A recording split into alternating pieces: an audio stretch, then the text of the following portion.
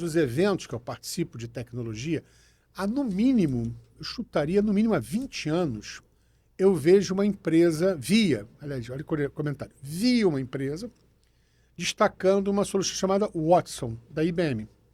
A primeira eu falei da Google, e o Watson trazia também alguns cenários avassaladores, transformadores, para serem aplicados na saúde. Eu não vejo nem mais o Watson nesses eventos, pelo menos eu não lembro da última vez ter visto. Então eu faço aquele questionamento que eu já fiz nos nossos programas anteriores. A precaução extremada na saúde, a cautela extremada na saúde, retarda o ingresso dessas tecnologias, porque, novamente, estamos em 2024 e eu não consigo ver ainda, pelo menos nos grandes hospitais, nos grandes laboratórios, etc., soluções onde você tem embarcado amplamente o uso da IA para dar suporte à liberação de laudos. Eu não vejo, não estou dizendo que não tenha. Nós sabemos, aí eu vou evitar citar nomes nacionais, nós sabemos que tem algumas atuações específicas em algumas unidades hospitalares, principalmente, usando isso. Sabemos também que existe uma determinada atuação, mas são muito pontuais. Eu queria abrir a nossa conversa dizendo o seguinte, eu não tenho dúvida alguma que inteligência artificial, e também vamos falar um pouquinho dessa conotação inteligência, também quero abrir um parênteses em relação ao Nicoleles, que fala que não é inteligência, não é artificial, e, aliás, ele faz uma colocação muito contundente dizendo que não é nada disso, é marketing puro.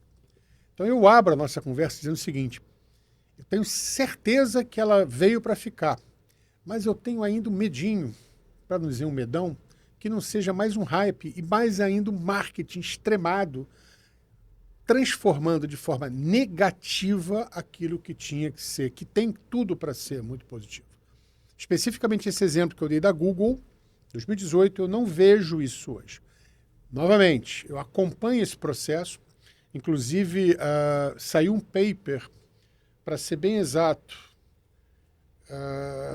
tem um paper que foi publicado, deixa eu pegar aqui uma informação, sim, pelo NIH, Instituto Americano de Saúde, ponderando positivamente em 2003, depois eu posso botar no link, falando exatamente sobre isso. Ele ponderando bastante a questão do uso desse mecanismo e deixando claro que esse é o caminho para você utilizar no mundo real, no mundo clínico real. E dando posições muito positivas. Mas eu destaco, em 2018 se falou isso, em 2022, 2023 saiu um paper falando sobre isso e dizendo que a conclusão foi muito positiva. E outros trabalhos sobre isso, e teve outro trabalho também publicado no JAMA, no Jornal de Medicina, também reiterando isso. Mas a minha discussão, nossa, é muito tempo. Na apresentação nossa, no programa anterior, eu falei de 10, 20 anos com relação ao log. Então, eu abro a discussão dizendo o seguinte, nós temos aí uma solução fantástica, mas tanto tempo assim, será que essa precaução não é tão extremada? Será que não existem vários fatores que estão impedindo disso entrar? Eu fico com um receio de que exista algo mais que não seja só ciência que esteja impactando a entrada desse recurso de uma forma avassaladora. E me parece, e aí a olhos vistos, né, surgiram uma quantidade absurda de soluções de tecnologia, inteligência artificial. A Google, mais uma vez, avançou assustador, e tantas outras avançaram bastante. Eu só faço aí para começarmos a falar dessa tecnologia, do IA, por que ela não está presente ali do lado? Por que ela não está acontecendo da forma que a gente imaginava que fosse acontecer depois de 6 anos?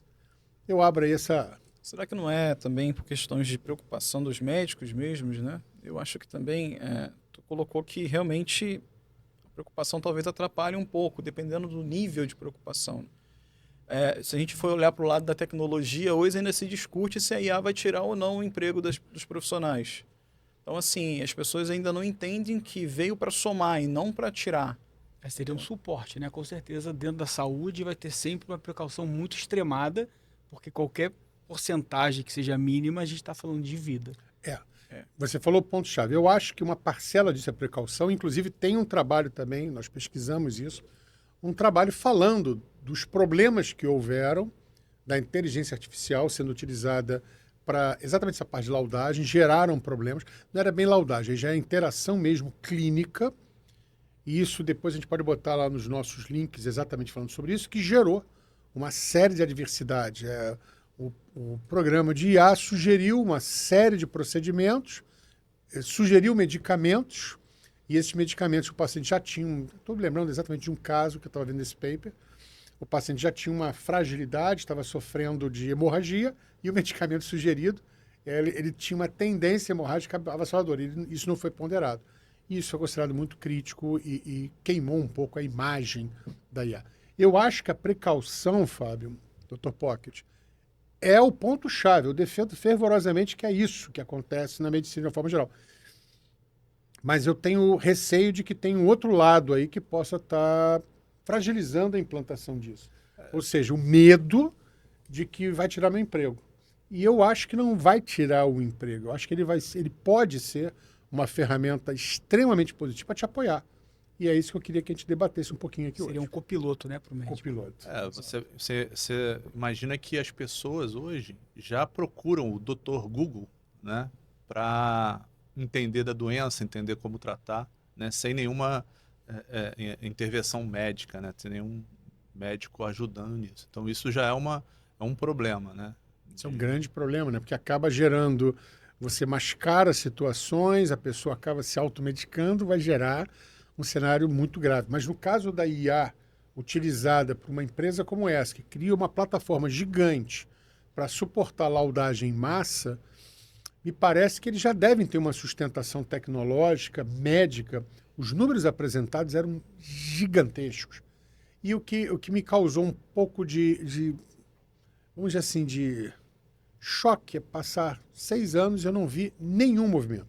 A gente ainda tem um processo de liberação ainda totalmente cartesiano, não existe ainda uma evolução. E me parece que a gente deveria ter. Me parece que a gente poderia ter, especificamente esse. Está lá, é público, novamente, a gente bota nos links lá, a questão da retinopatia, do Google Health ajudando. E a minha pergunta é, mas isso está presente? Isso é usado? Todo médico já usa, não usa? E por que não usa? Eu acho que a maioria por uma precaução devida, correta e justa, mas tinha que ter um programa de metas, deixando claro quando nós podemos implantar, quando que nós poderíamos ter efetivamente, novamente, defendendo o lado da tecnologia, para que isso pudesse suportar positivamente a atuação do médico. Eu acho que isso em várias áreas. Isso é incluso também na própria, talvez no treinamento de medicina, né? Na faculdade de medicina, eu não sei se já tem isso hoje, né? Mas seria interessante talvez já implementar o uso da tecnologia, no caso da inteligência artificial, no meio, para que os médicos se habituem com isso. Se a gente for pegar os médicos com uma certa carga de experiência, é uma evolução muito grande que a gente está passando. Inclusive, em poucos anos para cá, a tecnologia explodiu, né?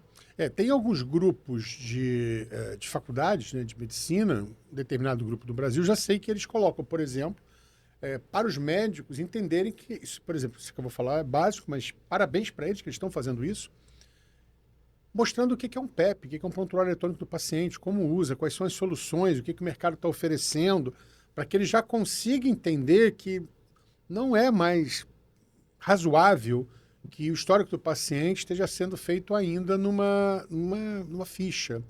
Então, isso já evoluiu muito. Os